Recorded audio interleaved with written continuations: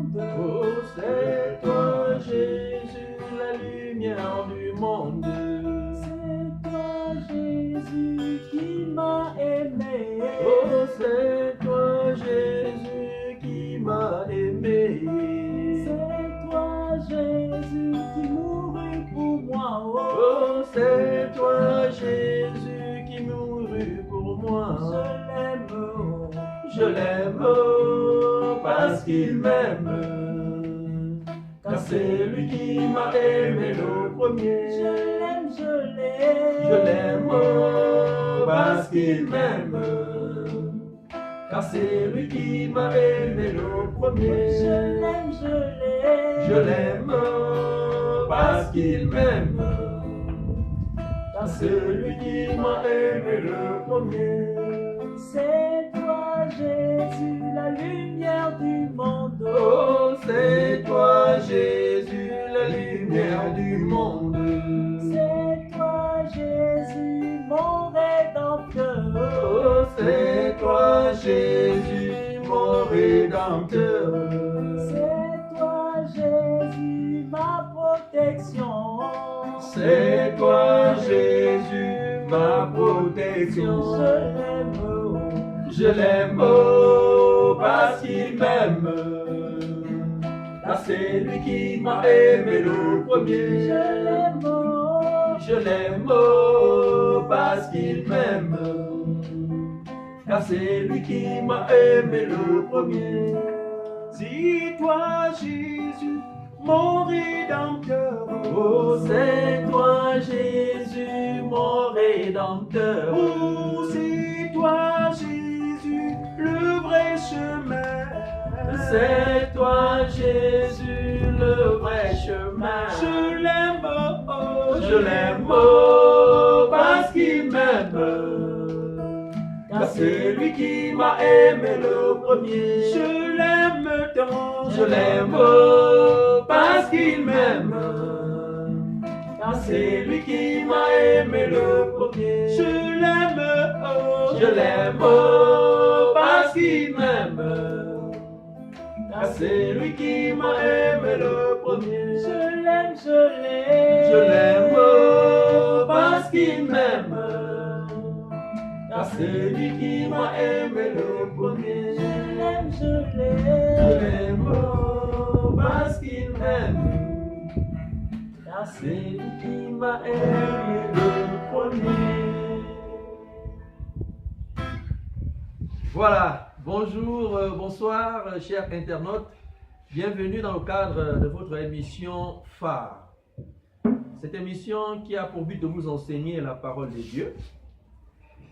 Voilà, je ne suis pas seul, je suis accompagné de mes deux frères. À ma gauche, j'ai le frère Dieudonné Tsemena. Bonsoir, frère Dieudonné. Bonsoir, mon bien-aimé Clément. Et à ma droite, j'ai le frère Njeri Fabrice. Bonsoir, frère. Bonsoir, mon bien-aimé Clément. Alors, comment va? Ah, ça va par la grâce de Dieu. Ok, je ne sais pas, peut-être que vous avez un mot avant de rentrer plein pied dans ce que nous avons à partager, un mot pour nos chers internautes qui nous écoutent. Voilà, en tout cas, vraiment soyez encouragés. Vous qui prenez le temps de nous regarder, nous espérons que nos émissions vous sont vraiment d'un grand bénéfice. Alors vraiment, persévérez-y, vraiment regardez régulièrement. Si vous avez des questions à poser, n'hésitez pas justement à poser vos questions au bas justement de la vidéo que vous allez regarder. Voilà. Voilà, ça c'est le frère de René Chemena. Peut-être que frère Fabrice aussi a quelque chose à dire, une salutation. Peut-être à les internautes qui nous regardent depuis longtemps. Oui, encore dire vraiment bonsoir ou bonjour. Et vraiment la grâce de Dieu permettra que nous puissions être toujours là pour la gloire de notre Seigneur Jésus. J'espère que vous suivez nos émissions et nous vous encourageons à regarder cela. Merci mes frères. Ok, bien aimés chers internautes, voilà. Je suis votre humble serviteur, le frère Ngoum Clément. Donc nous sommes très enchantés de vous avoir nombreux parmi nous. Ça fait un bon bout de temps. Nous ne sommes plus vus, c'est-à-dire nous ne sommes plus passés, ça fait peut-être une semaine, mais vraiment nous sommes encore très ravis vraiment d'être ici ce soir et nous sommes encore très heureux de vous avoir vraiment nombreux parmi nous. Donc voilà, ce soir, nous voulons parler d'une thématique. Nous voulons parler de l'Église aujourd'hui. L'Église. Souvent, on parle de l'Église comme bâtiment, comme maison, mais nous voulons, par la lumière des Écritures, expliquer ou sinon encore déterminer ce que c'est réellement l'Église. Est-ce que l'Église, c'est un bâtiment? Est-ce que l'Église, c'est un endroit où, je ne sais pas, on se réunit? Donc, par la lumière des Écritures, vraiment, nous allons savoir ce que c'est vraiment l'Église. Car ce thème-là, c'est un thème qui fait couler beaucoup d'encre et de salive dans le monde ou le milieu ecclésiastique. C'est pourquoi, par la grâce de Dieu, aujourd'hui, nous allons connaître véritablement, en réalité, c'est quoi l'Église. Donc voilà, le décor est planté et je vais me retourner vers le frère Dieudonné Tchénena qui va déjà entrer de plein pied, nous donner déjà ce qu'il voit par rapport à cette thématique, l'Église. Vous avez la parole, frère Dieudonné. Bien, chers internautes, nous allons entrer justement en plein pied, en plein pied sur ce thème. Oui. Nous voulons, par la grâce de Dieu, justement le décortiquer pour notre édification. Alors, nous entendons parler d'église, nous parlons d'église, le langage qui revient toujours, mon église, notre église, l'église est située, etc., etc. Alors, nous voulons véritablement avoir une idée claire, justement, sur ce que révèlent les Écritures. Église est tiré d'un mot grec, qui signifie ecclésia, donc appelé ordre. Donc l'église est cet ensemble de personnes que Dieu appelle du monde à son royaume. L'église est cet ensemble de personnes que Dieu appelle des ténèbres à son admirable lumière. L'église est cet ensemble de personnes que Dieu appelle de la mort à la vie. Donc, ne peut être considéré comme étant église que ceux qui ont eu part à cette expérience qui consiste à quoi? Qui consiste justement à partir d'un point à un autre.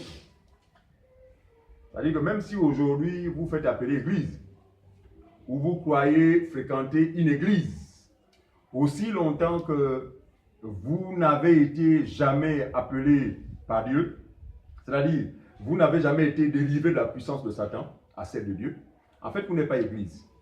Alors, quand on ne pas dans l'ombre là-bas, on va voir que la démarche qui a été celle du peuple d'Israël, n'est-ce pas, qui a été maintenue pendant 400 ans justement en esclavage en Égypte, d'accord, ils sont devenus peuple de Dieu, ils sont devenus assemblée de Dieu, n'est-ce pas, après leur sortie. Oui. Dans l'Égypte, d'accord, c'était Israël, peuple de Dieu, mais ils sont devenus l'assemblée de Dieu parce qu'ils ont été tirés de la mêlée. Voilà. Parce qu'en Égypte, n'est-ce pas, ils étaient justement confondus aux Égyptiens. Très bien. Et donc Dieu, voulant distinguer son peuple avec le peuple égyptien, il a procédé à quoi? Il a procédé en fait à un transfert. C'est-à-dire qu'il a appelé son peuple de l'Égypte pour, n'est-ce pas, pour le pays où coulait le miel, justement, pays vers lequel ils étaient en marche. Alors, donc ce que nous voulons noter ici, c'est quoi? C'est après la sortie que justement le peuple d'Israël est devenu assemblée de Dieu. En fait, c'était image de ce qu'allait devenir l'Église plus tard. Parce que l'Église, effectivement, est cette assemblée de Dieu. Vraiment, c'est cette assemblée de Dieu. Parce que souvent, quand on parle d'assemblée, d'aucuns pensent que ce sont des lieux, hein, les lieux où se tiennent les réunions. En fait, l'assemblée, ce n'est pas la configuration, en fait, les lieux dans lesquels on se retrouve. Mais l'assemblée ici, c'est quoi? C'est l'ensemble des personnes, justement, n'est-ce pas, réunies autour de la personne de Jésus. Donc, quand on parle d'assemblée de Dieu, ce sont ces hommes et ces femmes, n'est-ce pas, qui véritablement ont été appelés par Dieu pour se retrouver autour de Jésus-Christ. Donc, l'église ici, c'est cet ensemble. D'accord?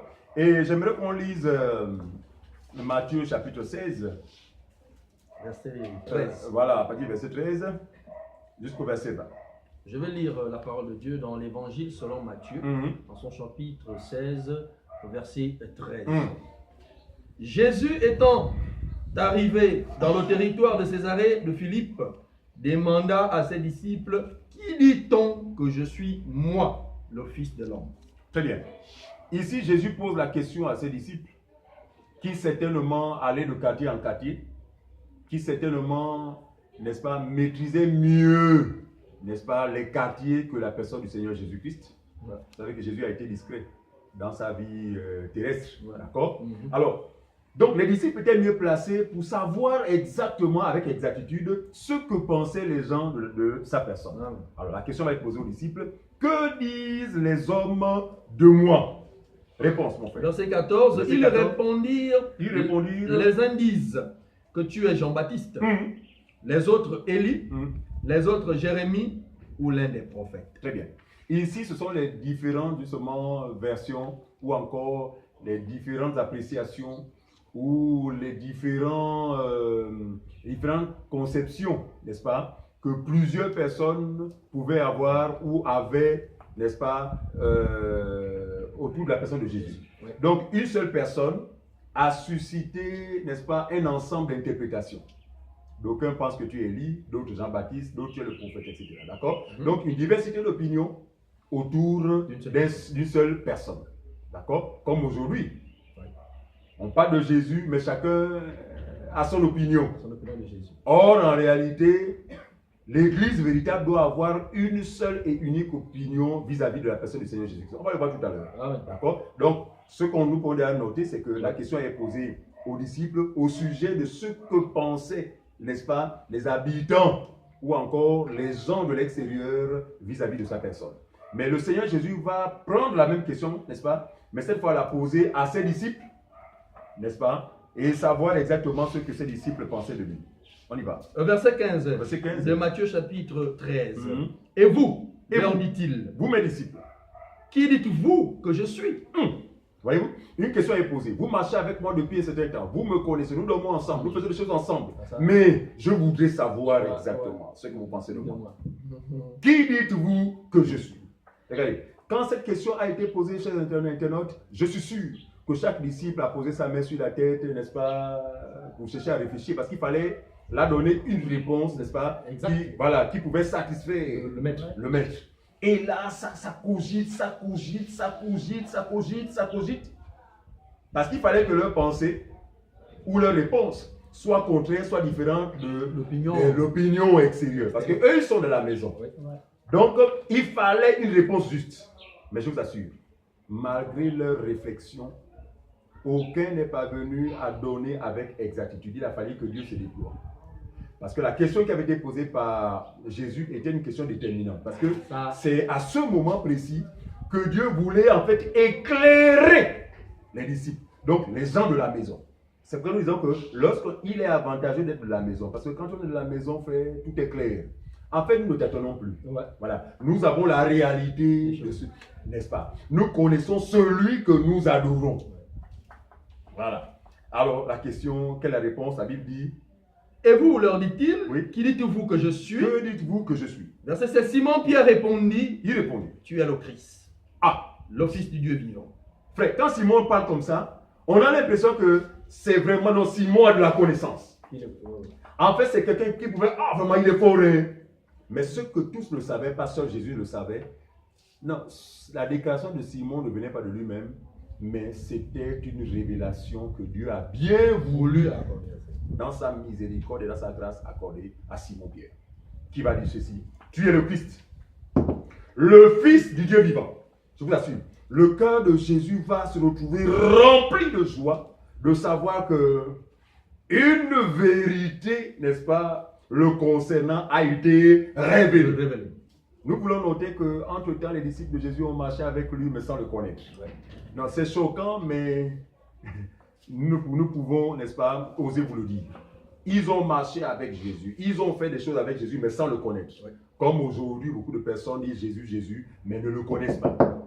Mais nous comprenons que pour le connaître, il faut que Dieu, n'est-ce pas, nous accorde la révélation. Il faut que Dieu révèle le Fils. Parce que la connaissance exacte a été accordée aux disciples grâce à la révélation qui est sortie de la bouche de Pierre. Il dit quoi? Tu es le Christ, le Fils du Dieu vivant. Et Jésus va dire, tu es béni. L'autre version parle de heureux, mais c'est la même chose. Tu es béni, Simon-Pierre. Ah, quand tu regardes Simon-Pierre n'a pas de BX. Ah, bénédiction. Simon-Pierre n'a pas de maison, de maison luxueuse. Simon-Pierre n'est pas un intellectuel, il n'a pas un doctorat. Mais Dieu va dire, à cause de la connaissance de ma personne, tu es un homme béni. Il dit, tu es heureux, tu es béni dans notre version, Simon-Pierre. Car quoi? J'aime cette précision. Tu es heureux, Simon, fils de Jonas, Oui. car ce ne sont pas la chair et le sang qui t'ont révélé cela, mais c'est mon Père qui est dans les cieux. Qu'est-ce que nous découvrons? Nous découvrons que finalement, la connaissance de la personne de Jésus, il est une chose de dire Jésus. Il est une chose de faire des choses au nom de Jésus et une autre de le connaître. Je pense que l'objectif de Dieu sur la terre, c'est quoi? Pour les siens, c'est quoi? C'est de se révéler personnellement à eux. À partir de ce moment-là, les gens, ceux-ci n'adoreront pas ceux qui ne connaissent pas, mais ils adoreront ceux qui Ceux qui connaissent. connaissent. Voyez-vous, les Samaritains adoraient, mais Jésus pouvait dire aux Samaritains que mais vous adorez ceux que vous ne connaissez pas. Donc l'adoration va avec quoi? Va de pair avec la connaissance. Quand on connaît Dieu, frère, c'est une adoration de quartier parce que vous savez, vous connaissez celui qui est en face de vous. Vous avez une idée de celui à qui vous rendez un culte ou à celui à qui vous offrez un sacrifice. D'accord? Il dit quoi? Il dit, Simon-Pierre, heureux, parce que ce que tu as sorti de ta bouche ne vient ni de ta chair, ni du sang, mais c'est quoi? Mais c'est mon Père qui est dans les cieux. Mais c'est mon Père qui est dans les cieux qui a bien voulu te le révéler. Est-ce que vous comprenez cela? Donc c'est Dieu qui révèle le Christ. C'est pourquoi nous ne cessons de le dire. Nous décourageons toutes ces personnes qui cherchent à connaître Dieu par d'autres moyens. Non, ça ne se passe pas comme ça ne marchera jamais. La connaissance de Dieu dépend de Dieu lui-même. Amen. Dépend de sa grâce et de sa miséricorde. Pourquoi? Parce que ce sont des choses qui sont enfouies en lui. Personne ne peut y accéder si lui-même ne les prend en lui et ne les révèle. Je ne sais pas ce que fait comprendre. À partir de ce moment-là, en réalité, l'attitude que nous devions avoir, c'est quoi? C'est toujours avoir, n'est-ce pas, les yeux rivés vers le Seigneur, sachant que c'est lui, normalement, qui est censé nous communiquer la connaissance des choses de l'Esprit. D'accord? Alors, la suite du texte. Au verset 18. 18. Et moi, je te dis que tu es Pierre. Ah. Et que sur cette pierre, je bâtirai mon église. Et que les portes du séjour des morts ne prévaudront point contre elle. Et moi, je te dis, c'est-à-dire que sur la base de cette révélation, frère, nous voulons comprendre que l'église véritable est bâtie sur la base de la révélation de la personne de Jésus-Christ. Parce que c'est lui qui est la pierre angulaire. Non, c'est Jésus qui est. C'est-à-dire qu'il faut le fondement en fait des apôtres et des prophètes sur lequel nous nous reposons, d'accord, a pour socle la personne de Jésus. Donc, ce n'est que étant sur ce fondement que nous pouvons véritablement avoir cette assurance que nous nous reposons sur la pierre angulaire qui est lui-même Christ. Amen. Il dit sur la base de cette révélation, je te dis Pierre, que tu es Pierre. Attention, Pierre s'appelait déjà Pierre. Céphas. Mais il ne voulait pas donner à Pierre un autre prénom. Mais simplement qu'il voulait dire que Pierre, maintenant que tu as cru. Souvenez-vous quelque part, il dit, si même quand les hommes ne voudront pas m'adorer, mais je suis à même de susciter des pierres pour m'adorer. Alors lorsque nous lisons ces passages, nous pensons que ce sont les cailloux là que nous voyons qui seraient capables de. Non, en réalité, il parlait des gens que lui-même allait appeler à l'adoration. C'est-à-dire des hommes faits de chair, mais devenus spirituels et qui à ses yeux deviendront, n'est-ce pas, seraient quoi? Des pierres.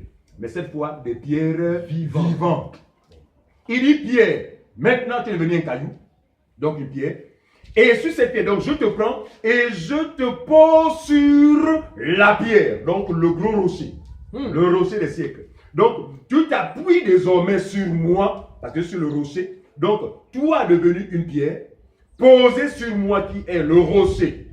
Donc c'est cela le sens. Pierre, tu es pierre, et sur cette pierre, je bâtirai mon église. Donc, Pierre, finalement, a été quoi? A été la première pierre.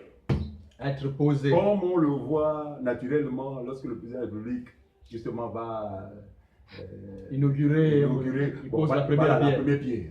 C'est symbolique. La première pierre posée par l'autorité, n'est-ce pas? Et ce n'est qu'une pierre, n'est-ce pas, qui va se retrouver, n'est-ce pas, entourée de pierres, ou encore, d'autres pierres s'ajouteront à cette première pierre. Oui, oui. Donc, Pierre est la première pierre, pardon pour la théologie, mais Pierre est la première pierre, justement, qui a été posée dans l'entité qu'on appelle l'Église. Mais nous voulons savoir ce que c'est exactement l'Église. Il a dit ceci, il dit que Pierre, tu es Pierre, et sur cette pierre, je bâtirai. Notez cela, chers internautes. Il dit, je bâtirai. Il parle au futur. Parce qu'il n'y a pas d'église sans le don de l'Esprit. Donc, Jésus, pour lui, c'est après son ascension. Parce qu'il était avantageux qu'il s'en aille, n'est-ce pas? Oui. C'est après son ascension que le don de l'Esprit allait être accordé à l'église. C'est pourquoi il parle au futur. Il dit, je bâtirai. Mais néanmoins, Pierre était déjà la première pierre, justement, qu'il a posée, mais qui devait simplement être ranimée. En fait, la vie devait conditionner cette pierre. Pour devenir quoi? Pour devenir une pierre vivante. Il dit, je bâtirai mon. Chers internautes, arrêtons-nous à ce niveau. Il dit, je bâtirai mon. Parce que mon frère, on est dépassé. On entend trop de choses. Oh, mon église. J'ai souffert avec ma femme pour construire cette église-là. Vraiment, on a souffert. C'est mon église. Je suis le fondateur. Je suis le président fondateur. C'est moi le chef ici. C'est à moi que Dieu a donné la vision de cette église.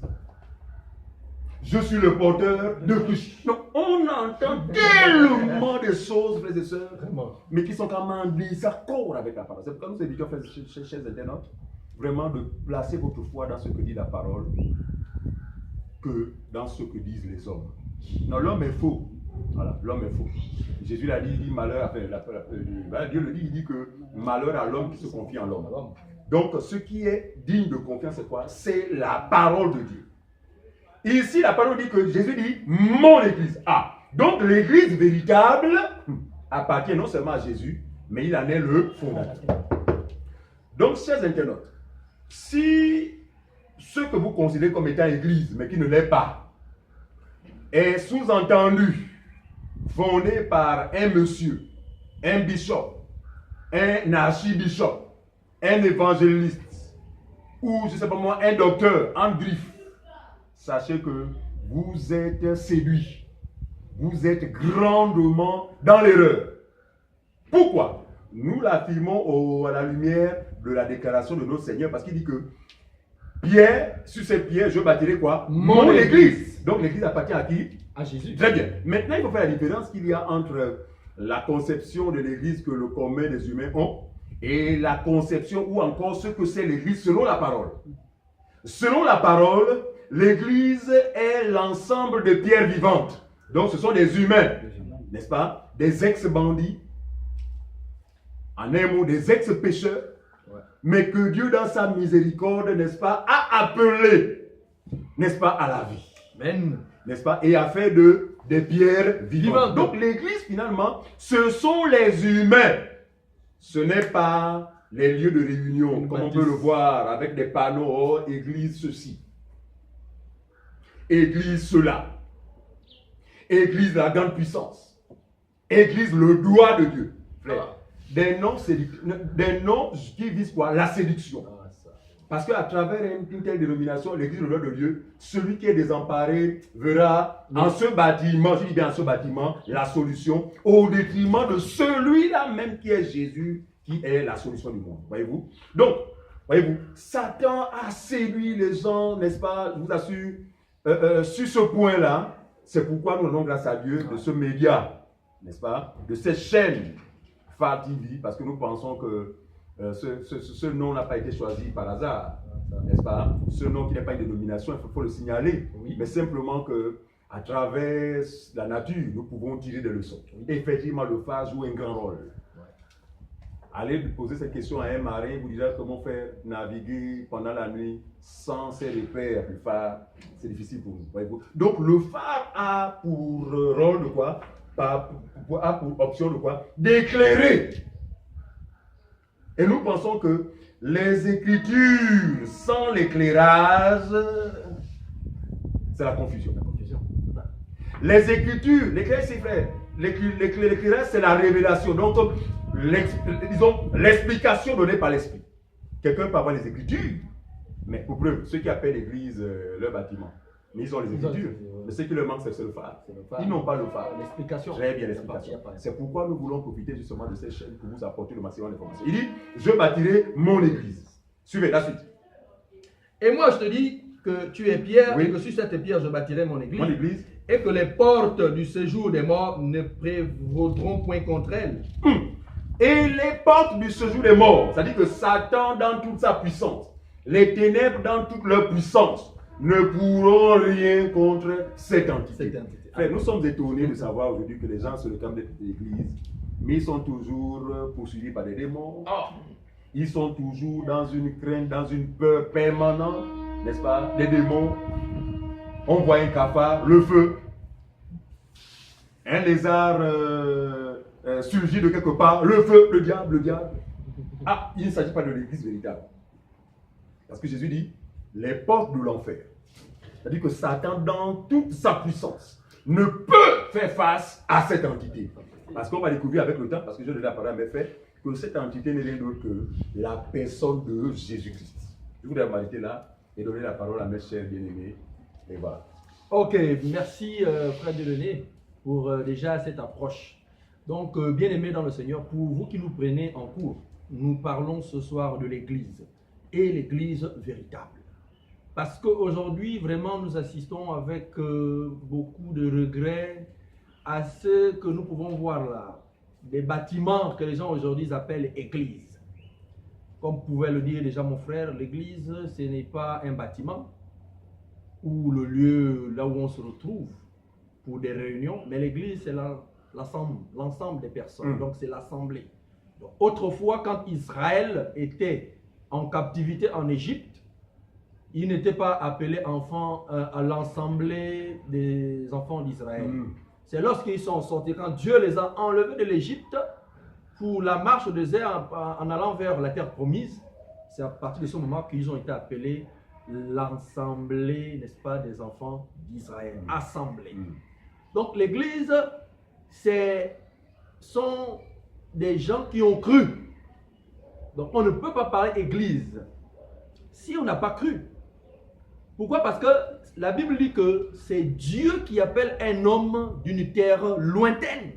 Donc ça veut dire que on ne peut pas s'improviser, dire que moi, comme nous entendons aujourd'hui, mes frères, moi je vais travailler pour Dieu.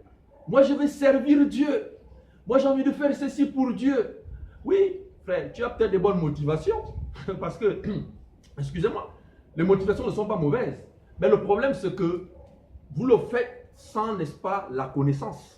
C'est un zèle que vous avez. Et l'apôtre Paul vous le dit dans Romains chapitre 10 que j'ai de la considération pour mes frères. Car ils ont du zèle pour Dieu, mais sans connaissance. C'est-à-dire sans intelligence, sans le Saint-Esprit. Malheureusement. Voyez-vous? Donc aujourd'hui, on ne peut pas dire que je vais servir Dieu. C'est Dieu qui appelle quelqu'un.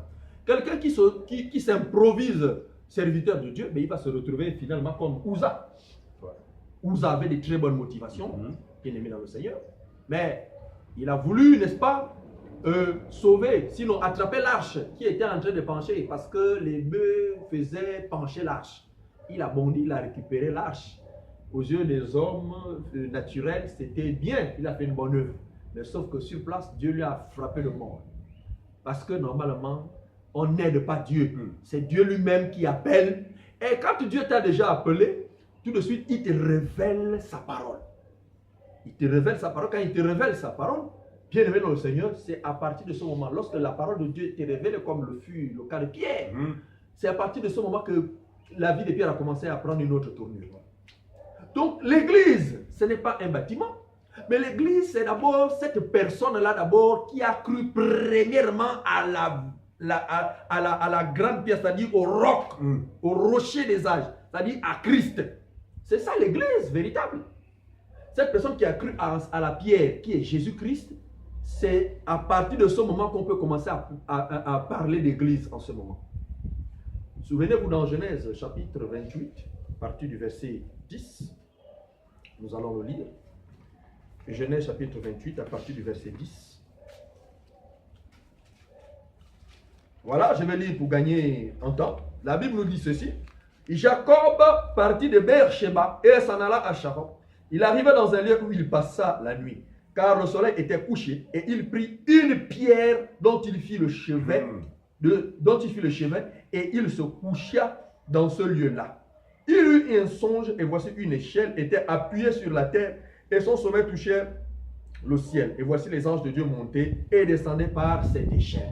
Jacob a trouvé une pierre dans la brousse, bien aimé dans le Seigneur. Et je crois que c'est dans Actes des Apôtres qui nous dit que la pierre qu'ont rejetée ceux qui bâtissaient est devenue, n'est-ce pas, la principale de l'angle. Alors, bien aimé, quels sont ceux qui bâtissaient? Ce sont ceux qui construisaient tout simplement la tour de Babel, comme nous pouvons le voir aujourd'hui. Ma femme et moi, on a souffert pour construire ça. C'est un homme qui est à la tête, n'est-ce pas, de cette entité. Nimrod. C'était Nimrod qui était à la tête de la tour de Babel, bien aimé, dans le Seigneur. Nous parlons, n'est-ce pas, de l'église véritable. C'est-à-dire, dans Matthieu chapitre 16, verset 13, la Bible dit que le Seigneur a dit, lorsque Pierre a révélé par la puissance de Dieu, il dit que sur la parole de Pierre, je bâtirai mon église. Donc, l'église du Seigneur. Donc, il y a l'église du Seigneur et les autres qui ne sont pas l'église du Seigneur. Alors, bien aimé, Jacob a trouvé cette pierre et il a fait le chevet de son lit. Je disais que cette pierre représente une seule personne, c'est Christ. Et elle a été rejetée par ceux qui bâtissaient. Et ceux qui bâtissaient, c'était, n'est-ce pas, ceux qui construisaient la tour de Babel. Alors, ceux qui bâtissaient la tour de Babel, la Bible dit quoi? Dans Genèse 11. Genèse 11, rapidement. Parce que nous parlons de l'église véritable. Aujourd'hui, les gens construisent des bâtiments, ils appellent ça église. Mais nous croyons que ça, ce n'est pas l'église du Seigneur, parce que le Seigneur a dit que je bâtirai mon église. Voilà. Alors, Genèse 11. Genèse chapitre 11, oui. Bon, on peut commencer à partir du premier verset. D'accord. Toute la terre avait une seule langue et les mêmes mots. Comme ils étaient partis de l'Orient, ils trouvèrent une plaine au pays de Shinéar et ils y habitèrent. Ils se dirent l'un à l'autre, allons, faisons des briques et cuissons-les au feu. Alors, faisons des briques et cuissons-les au feu. Oui. Et la brique leur servit de pierre. Et la brique leur servait de pierre. Et le bitume. Oui. Et là, on a constaté là-bas là. Et la brique leur servait de pierre. Donc, ceux qui construisaient la tour de Babel, ils ont remplacé la pierre pour prendre quoi? Pour prendre la brique. Or, la Bible dit que la pierre qu'ont rejetée ceux qui bâtissaient, elle est devenue la principale de l'angle. Donc, je disais que cette pierre-là, que Jacob avait trouvée en brousse, n'était autre que Christ, qui est le rocher. Parce que c'est lorsqu'il a fait le chevet, qu'il a vu ce qu'on appelle la vision de l'échelle. Il dit une échelle plantée, les deux pieds touchent le sol et le sommet touche le ciel. Et les anges de Dieu montaient et descendent. Et quand nous prenons Jean chapitre 1 au verset, je crois, 52, la Bible nous dit que désormais vous verrez les anges de Dieu monter et descendre dans le Fils de l'homme. Donc, nous disons que c'est simplement la pierre qui a permis à Jacob d'avoir cette vision, la vision de l'église, c'est-à-dire la vision de l'enlèvement. Donc, bien aimé dans le Seigneur, chers internautes, la pierre qu'ont rejeté ceux qui bâtissaient est devenue la principale de l'angle. Quand ils étaient en train de construire la tour de Babel, ils ont pris des briques, bien aimés dans le Seigneur, des briques pour remplacer la pierre. Et la Bible dit que lorsque nous regardons la brique, mes frères, nous comprenons que la brique, il y a un mélange. Très bien. Nous avons du sable, de l'eau, du ciment. ciment. Alors, si nous partons aussi dans Apocalypse, je crois 2 là-bas, la Bible nous dit que si tu es tiède, c'est-à-dire ni chaud, ni froid, je te vomirai. Vous voyez? Donc, bien aimé dans le Seigneur, ils ont pris la brique pour bière. C'est pourquoi aujourd'hui, vous allez voir dans ces soi-disant églises, c'est ma femme et moi qui avons souffert pour bâtir, n'est-ce pas, cette église. C'est pourquoi c'est moi le président directeur général. Oui. Mais ce sont, n'est-ce pas, des numéros modernes. Ouais. Parce qu'ils n'ont pas pour appui la pierre. Ils n'ont pas pour appui la pierre. Donc, on ne peut pas parler d'église s'il n'y a pas la pierre, frère. C'est de la pierre où on parle de l'église, frère. Alors, il faut croire en la pierre.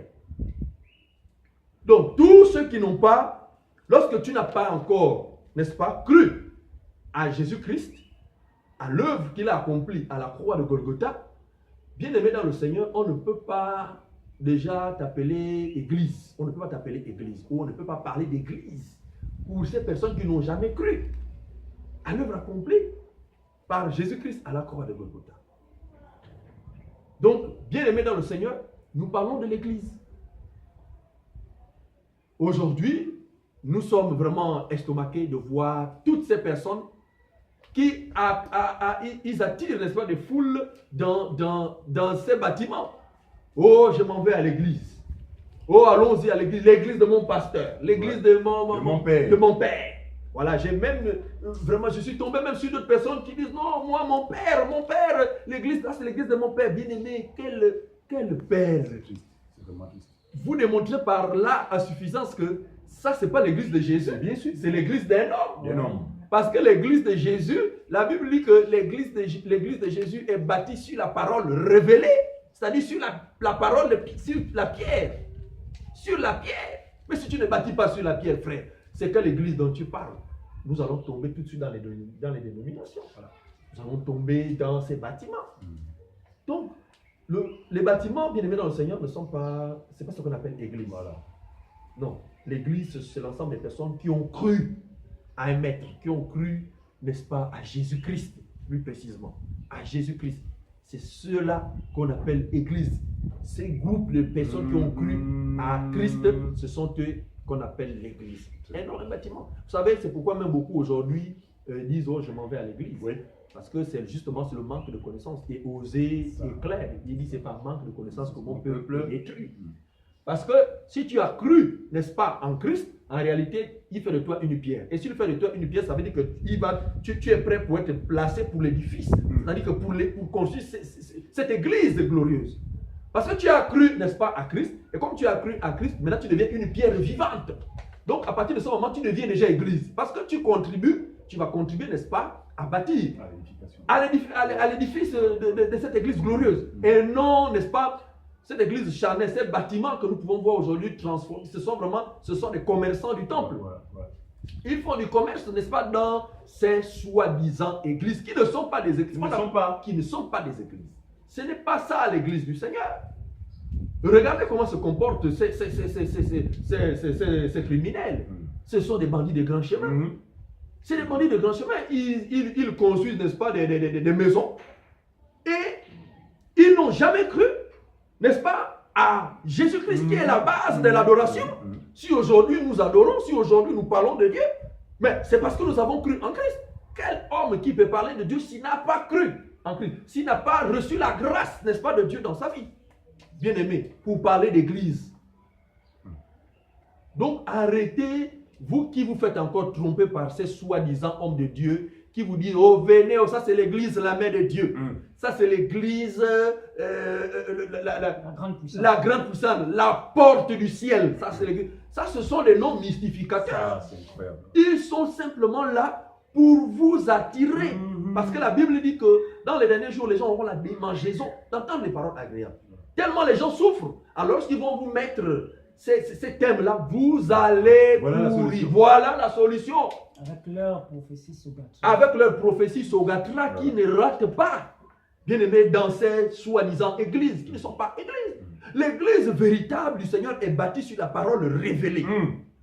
Donc, si le Seigneur ne t'a pas encore appelé, si le Seigneur ne t'a pas appelé, tu ne peux pas dire que tu es église, tu ne peux pas être une pierre. Impossible. Tout ce que tu vas faire va révéler du domaine purement charnel. Ça n'a rien à voir avec l'église du Seigneur. Le Seigneur a dit à Pierre, ce n'est pas la chair et le sang qui t'ont révélé cela. Ça veut dire que la chair et le sang aussi peuvent t'amener à avoir certaines révélations qui n'émanent point de Dieu. Donc, en réalité, c'est Dieu qui appelle un homme, et lorsqu'il appelle cet homme, il équipe cette personne. À partir de ce moment, cette personne devient, n'est-ce pas, une pierre. Amen.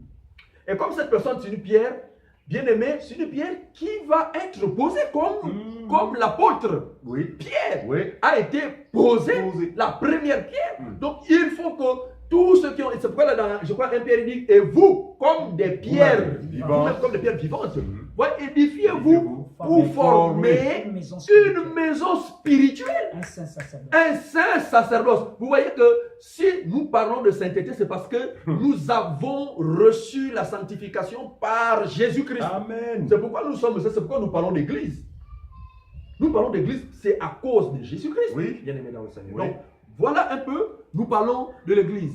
Je ne vais pas monopoliser la parole, je vais la passer aussi à mon frère qui a aussi des choses à dire là-dessus. Frère Fabrice, vous avez la parole. Vraiment merci. Par la grâce de Dieu, nous allons contribuer tant bien que mal par rapport à ce que Dieu a disposé à tout un chacun. Alors ici, l'église, comme disaient déjà les frères, l'église est basée sur la révélation de la personne de Jésus. Donc ici, lorsque nous avions lu ce verset, on dit ici, tu es Pierre, sur cette pierre je bâtirai mon église. Pourquoi on dit je bâtirai mon église? C'est parce que Pierre a eu la révélation de la personne par rapport à une question bien précise.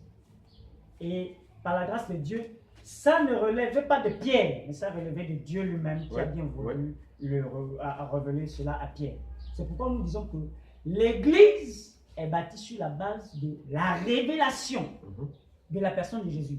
Et qui l'a bâti? Ce n'est pas un homme, c'est lui-même Jésus. Il dit, tu es Pierre, sur cette pierre je bâtirai mon église. Et il rassure que les portes de l'enfer et du séjour de mort ne provoqueront point contre elle. Ici, on voit souvent les gens qui disent, l'église du Gabon est malade. L'église du Gabon, je ne sais pas de quelle église tu parles. Aïe, mon Dieu. Parce que l'église de Christ, dont lui il est, Les portes de l'enfer. dont lui il est le fondateur, ne peut pas tomber malade. Alors, il faut bien, je ne sais pas si c'est par rapport à ce que vos effectifs se réduisent et vous appelez ça l'église malade, je ne sais pas. Vraiment, ça c'est vos. Et puis, on voit aujourd'hui des dénominations, on dit ministère. On comprend qu'à la tête de chaque ministère, selon le monde, il y a un ministre. Voilà, un ministre. Évidemment, ce n'est pas l'église du Seigneur. Ce sont des ministères. Comme un ministère, le ministère de l'économie, il y a un ministre. Évidemment, chez vous, ministère du combat, je ne sais pas quoi, ce sont évidemment des entreprises, mais qui ont à la tête un ministre. Voilà. Et donc, madame et monsieur gèrent l'entreprise comme ils veulent. Voilà. Mais nous parlons ici de l'église du Seigneur Jésus, dont lui-même il en est l'autel.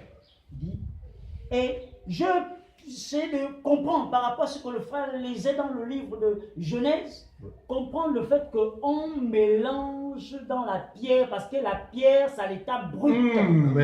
Pierre naturelle. La pierre à l'état brut, donc il n'y a pas de mélange. Mais or, la pierre là-bas, bâtissons-nous, faisons une tour, on mélange les briques avec de l'eau et tous les composants. Alors, quels sont ces composants? On parle ici sur cette pierre, la capacité qui vient de Dieu, qui est sans mélange, dont la révélation, donc la connaissance ne dépend pas d'aller dans une école théologique. Parce qu'ici, quand on voit la pierre ici, c'est le mélange. Les gens veulent connaître Dieu par rapport. En fait, ce sont des briques, ces hommes-là. Ce sont des briques. Ce sont des briques parce qu'ils veulent fabriquer leur capacité. Sagesse du monde, la philosophie. Ils partent dans les écoles théologiques pour pouvoir fabriquer la capacité. Oh non, je pars dans une école théologique. Après, il sort avec un diplôme. On dit qu'il est pasteur. Mais lorsqu'on voit la première fois où le mot église sort, c'est là. Il dit, tu es Pierre, sur cette pierre je bâtirai mon église. Il dit non, il n'a pas dit l'église de qui que ce soit. Donc, on comprend par là que l'église, c'est l'ensemble des personnes qui ont eu l'expérience de la nouvelle naissance. Amen. C'est cela l'église. Donc, quand on essaie de revenir, on remonte un peu par rapport à la loi. Même dans la loi, ce n'est pas un homme qui se tenait et disait que moi, je construis un temple. Parce qu'on essaie de voir dans la loi, il y avait les temples d'assignation, d'abord, comment on appelle, il y avait des synagogues. À un moment donné, quand Dieu dit à Moïse de pouvoir bâtir un lieu, il a fabriqué un peu de bêtes, il formait un peu le lieu d'adoration. Plus tard, de Salomon qui bâtit un temple. Mais il ne le bâtit pas parce que lui-même il veut le faire. Même dans l'ancienne alliance. Il ne bâtit pas parce que je veux faire telle chose. Il le bâtit parce que Dieu le recommande de faire quelque chose. Et il le bâtit selon les dimensions. Selon, Dieu a donné des dimensions bien définies. Et il fallait qu'il le respecte à la lettre. Alors, ces hommes prennent des exemples dans l'ancienne alliance que eux-mêmes ne comprennent pas. Eux-mêmes ne comprennent pas. C'est pourquoi aujourd'hui, chacun, non, moi je veux bâtir le temple de Jérusalem, je veux faire ça à telle place. Et je vais faire selon les dimensions. Même si tu fais selon les dimensions, là dans la nouvelle alliance, le temple qui est physique, c'est la réalité. C'est la réalité qui est Christ. Ce n'est plus l'image. Donc ce n'est plus l'image. Amen. Ce qu'il faut comprendre déjà, c'est que quand on regarde un peu, je voudrais lire aussi Ésaïe 66, verset 1. Voici ce que dit le Seigneur. Là, il parle, Ésaïe 66, verset 1. Il est écrit, ainsi parle l'Éternel, le ciel est mon trône, le ciel est mon trône, et la terre mon marchepied. Et la terre mon marchepied. Quelle maison pourriez-vous me bâtir? Premièrement, frère, arrête-toi là. Il pose la question aux humains, il pose la question à nous. Quelle est la maison que toi, humain, toi, pasteur, bishop, je ne sais pas quoi, quelle maison peux-tu bâtir au Seigneur? Oui. Et quel lieu me donneriez-vous pour demeure? Quel est le lieu que toi, bishop, toi, je ne sais pas quoi, quel est le lieu que toi, tu peux bâtir pour que le Seigneur puisse y résider? Oui, mon frère. Toutes ces choses, ma main les a faites. Et toutes ces choses, sa main les a faites. Et toutes ont reçu l'existence, dit l'Éternel. Et tous ont reçu l'existence, dit l'Éternel. Donc, lorsqu'on voit les cieux, lorsqu'on voit la terre, c'est lui qui est auteur de cela, c'est Dieu. Amen. Mais il dit, toi humain, toi qui dis aujourd'hui, j'ouvre l'église, alors que l'église de Jésus-Christ est déjà ouverte depuis. Et c'est lui qui en a le terme. Tu ouvres quoi? Une boutique? Oui. C'est la Parce boutique. que c'est la boutique. C'est la boutique qu'on ouvre. C'est le langage qu'on parle. Les boutiquiers disent aussi, j'ouvre Voilà, la ma boutique. boutique, c'est bien. Mais alors, ici, on comprend que ce sont des commerçants et ce sont des boutiquiers. Effectivement. Voilà. Donc, Et ici, effectivement. nous, personnellement, je ne peux pas, en tant que les véritables serviteurs de Dieu, ne peuvent pas dire, ne peuvent pas avoir le langage et dire j'ouvre quelque chose. Non, ce n'est pas possible. Parce qu'on sait que l'Église a été déjà ouverte. Par lui-même le fondateur. Amen. Je voudrais qu'on lise aussi 2 Chroniques 6, verset 18. Ensuite, on revient dans 2 Chroniques. 2 Chroniques, chapitre 6. Oui. 2 Chroniques 6, verset 18. 18. Voici ce que nous dit la parole de Dieu dans 2 Chroniques, chapitre 6, verset 18. Mais, quoi? Dieu habiterait-il véritablement avec l'homme sur la terre? Voici les cieux et les cieux des cieux ne peuvent te contenir. Combien moins cette maison que j'ai bâtie? Est-ce qu'on comprend ce qui est dit ici? Là, il dit, mais Dieu habiterait-il?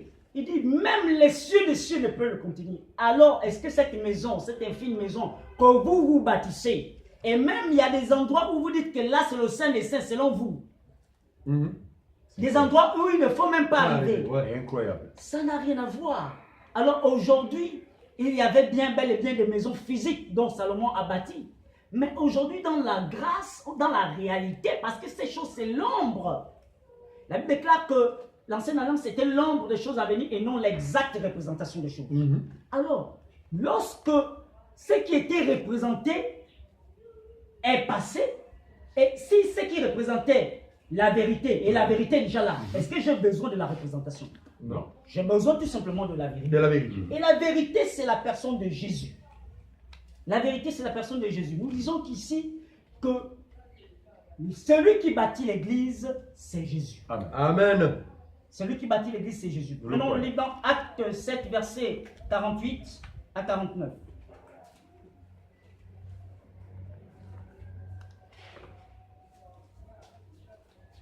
Acte 7, versets 48 à 49. Mais le Très-Haut n'habite pas dans ce qui est fait des mains d'hommes. Comme dit le prophète. Le ciel est mon trône et la terre est mon marchepied. Quelle maison me bâtirez-vous, dit le Seigneur. Très bien. Ou quel sera le lieu de mon repos. Amen. N'est-ce pas ma main qui a fait toutes ces choses? Amen. Il dit, mais le Très-Haut, je vous assure, vous qui pensez que Dieu habite dans vos boutiques là, Dieu n'y est pas. Parce que ce n'est pas l'endroit où Dieu doit rester dans le temps de la grâce. Ce n'est pas les bâtiments, ce n'est pas un lieu. Et là-bas, même dans le temps de la loi, c'était l'image de l'arche de l'alliance qui représentait Dieu, la présence de Dieu. Oui. Alors, Dieu ne reste pas dans vos pompes funèbres, appelées soi-disant église. Alors, le Dieu qui a créé le ciel et la terre n'habite pas dans les maisons construites des mains des hommes. Il n'habite pas dans les maisons. Il habite dans sa propre maison. Amen. Que lui-même a bâti. Amen. Il a dit, je bâtirai mon église. Amen. Quand il dit, je bâtirai mon église, le frère pouvait souligner que là, il parle du futur. Et là, quand il parle du futur, après que le Saint-Esprit est descendu, évidemment, il parle à Pierre. Pourquoi c'est Pierre? Parce que aussi, l'Église catholique, voilà prend maintenant cette image pour dire que c'est Pierre. À Rome, on prend, on dit, c'est Pierre comme c'est Pierre. L'église Saint-Pierre, c'est là où on a bâti. C'est là où on parle de l'église véritable. Loin de là. C'est encore une confusion. Ça, c'est la confusion. Ouais. Pourquoi on parle de ça là? Parce que tout simplement, pourquoi Jésus parle de Pierre? Parce que c'est Pierre qui devait être la première personne. Après que le Saint-Esprit est descendu, la première personne à ouvrir. Donc, à user de la clé. La clé. À ouvrir la porte. L'évangile de la grâce, l'évangile de la bonne nouvelle, qui permettra que l'église, ceux qui sont appelés, rentrent dans l'église. Alléluia. Donc l'église, c'est l'ensemble des personnes. Et le jour de la Pentecôte, le jour que l'apôtre Pierre a parlé, la Bible déclare que 3000 âmes se sont converties. Donc 3000 âmes est rentrées dans l'église. Donc, ce n'est pas un lieu. Ce n'est pas un lieu. C'est pourquoi il a dit à la femme samaritaine que vous adorez. L'heure vient où ce ne sera ni sur cette montagne, ni à Jérusalem. Vous, les Samaritains, vous adorez ce que vous ne connaissez pas. Mais nous, les Juifs, nous adorons ce que nous connaissons parce que le salut nous vient des Juifs. Mais la Bible déclare que l'heure vient, et elle est déjà venue, où les vrais adorateurs. Cette heure, c'est l'heure actuellement où nous sommes, où le Saint-Esprit fait de chaque croyant sa demeure. Amen. Donc ce n'est pas un bâtiment, ce n'est pas un système religieux, ce n'est pas une dénomination qui fait de toi que tu dis non, j'appartiens à l'église. Aujourd'hui, les gens veulent même chercher un autre nom. Tu cherches quel nom à l'église? L'église suffit. Oui. L'église suffit. Quel nom? C'est le nom que Dieu a donné. Dieu a dit, je bâtirai mon église. Tu cherches quoi? Tu cherches à dire que non, montagne de feu. Là, ce n'est pas le nom que Dieu a dit. Dieu a dit, je bâtirai l'église. Le nom, c'est l'église. C'est tout. C'est pourquoi on parle l'église de Corinthe. On dit l'église de Corinthe. Corinthe, c'est la ville, le lieu où se retrouvait. L'église, comment on peut actualiser aujourd'hui? L'église de Libreville. Ah, oui. Ou bien l'église de... L'église de... Non, oui. Mais quel est le nom que tu vas ajouter? La main et la porte. Je ne sais pas quoi. Ça, c'est de la pure mystification. Cherchez leur propre gloire. Voilà. Parce que vous cherchez de l'argent, vous avez su que l'école, ça ne marchait plus. Et puis, pour certains, peut-être qui ont fait l'école, mais ils ont démissionné parce qu'ils savaient que là-bas, c'est un peu dur. Ouais, effectivement. Ils doivent réfléchir beaucoup pour travailler. Alors, ils viennent ouvrir des boutiques pour faire du commerce. Voilà. Donc, l'église du Seigneur, c'est l'ensemble des personnes qui ont cru à la vraie parole. Amen. Alors, je voudrais également lire, on va lire Acte 17. Acte 17, excusez. Acte 17. On avait lu le verset, ce que nous avons reçu là, c'est 24-25, hein? Voilà. Acte 17, 24, 25. Acte 17, 24, 25. On peut lire. Acte 17, 24, 25. Le Dieu qui a fait le monde et tout ce qui s'y trouve, étant le Seigneur du ciel et de la terre, n'habite point dans des temples faits de mains d'hommes. Il n'est point servi par les mains humaines, comme s'il avait besoin de quoi que ce soit. Lui qui donne à tous la vie, la respiration et toutes choses. Alors, Dieu est-il incapable? Il dit, c'est lui qui a fait le ciel et la terre et tout ce qu'il trouve. Regardez un tel homme qui a fait toutes choses. Le ciel et la terre, là où nous marchons, là où vous bâtissez, même soit disant vos boutiques, c'est le grand Dieu qui a fait tout cela. Alors, il a besoin de vos infimes boutiques que vous appelez église pour dire que lui, il va demeurer dedans. Amen. Nous disons non. Le Dieu qui a fait le ciel et la terre n'habite pas dans ces boutiques-là. Le Dieu qui a fait le ciel et la terre habite dans son église. Reste. C'est lui-même, même l'église. C'est lui. Amen. C'est lui le fondateur. C'est lui l'église. Et chacun de nous est membre à part entière de cette identité qui Bien est sûr. l'église. Bien sûr. Mais de quelle église parlez-vous? Bishop, soi-disant. Pasteur, je ne sais pas quoi. Révérend, aujourd'hui avec des noms mystificateurs dont on ne retrouve même pas les traces dans la parole. Les générales, on n'a jamais vu ça. Il n'y a pas de général, je ne sais pas quoi. Ça, c'est quel. Aujourd'hui, on a l'air de la mystification. Mais il trompe le plus grand. Général nombre. prophète. Oh. Prophète majeur. Tu es prophète majeur que Dieu qui t'a mandaté. Tu es allé dans une école théologique et tu sors là-bas, tu dis tu es prophète. Tu es prophète de qui? Vraiment. On a besoin de pouvoir revenir. Vraiment, Bien vous sûr. qui nous écoutez, par la grâce de Dieu et par les compassions de Dieu, comprenons que l'Église, ce n'est pas une dénomination. L'Église, c'est l'ensemble des frères qui ont cru. On peut le voir, l'Église, il dit dans 1 Corinthiens 6, 1 Corinthiens 6, verset 19. Ne savez-vous pas que votre corps est le temple du Saint-Esprit qui est en vous, que vous avez reçu de Dieu et que vous ne vous appartenez point en vous-même? Il est dit ici que ne savez-vous pas. Donc Dieu fait désormais de notre corps sa demeure. Ne savez-vous pas que votre corps est le temple du Saint-Esprit qui est en vous, si du moins il est en toi. Maintenant, s'il n'est pas en toi, tu n'es pas son temple en réalité. Pas son temps. Ne savez-vous pas que votre corps est le temple du Saint-Esprit? Et la suite, il dit que vous ne vous appartenez point en vous-même. L'Église marche dans la révélation de la personne de Jésus. Amen. Si aujourd'hui les gens sont confondus, c'est parce qu'ils ne connaissent pas Jésus. Ils n'ont pas la révélation de la personne dont ils confessent. Ils disent Jésus, Jésus, mais ils n'ont pas la révélation de cette personne. Ouais, amen. Ils ne connaissent pas. Ils ne le connaissent pas. Parce que pour que tu sois Église, il va falloir connaître Jésus. Amen. Parce qu'il a dit, il a posé la question, que dit?